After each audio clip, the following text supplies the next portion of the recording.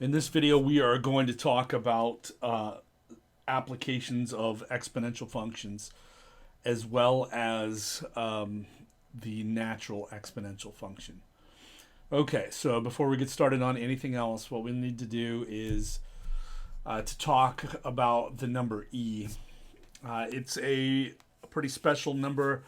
The number is irrational. That means it can't be written as a fraction.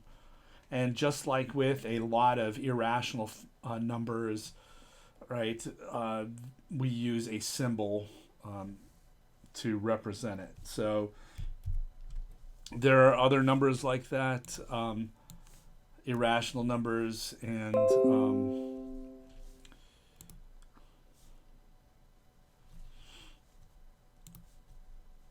so for instance, pi, right, is one that we use a symbol, and pi is irrational. Square root of 2 is irrational, right? And there's a few others like that as well. And so the main thing to remember about irrational numbers is that they have non-terminating, non-repeating decimal expansion. So whenever you're dealing with those numbers, there's always, the issue about, okay, well, if we're going to use it as a decimal, well, how many places do we need to chop it off at? And so that's, constantly going to be discussed. And in algebra, that's not really the main focus. We really don't want to um, have to worry about that. And so that's why, instead of using 3.14 or 159 for pi, we just use this symbol or the square root 2, right? And so it's the same thing with this number e.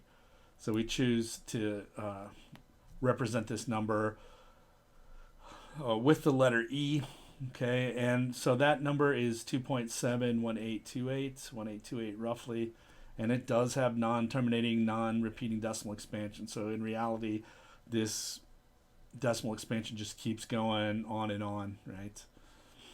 And never stops and never really repeats, even though it kind of looks like it does here. It doesn't do that forever, okay?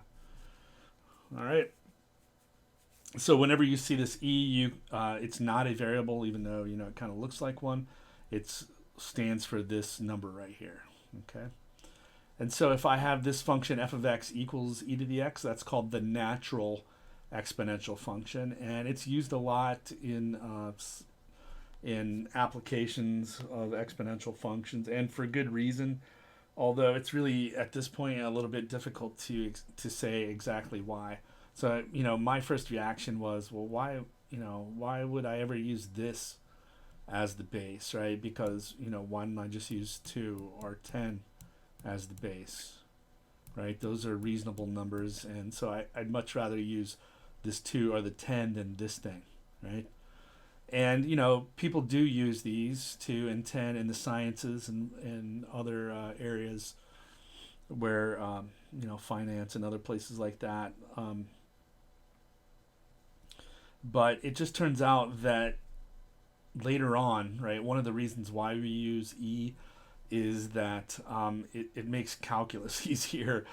So when you get to calculus, you come to kind of appreciate, okay, now, after you see that stuff in there, then you start to realize in calculus class, this one is the easy one to deal with, whereas these are more difficult to deal with, okay?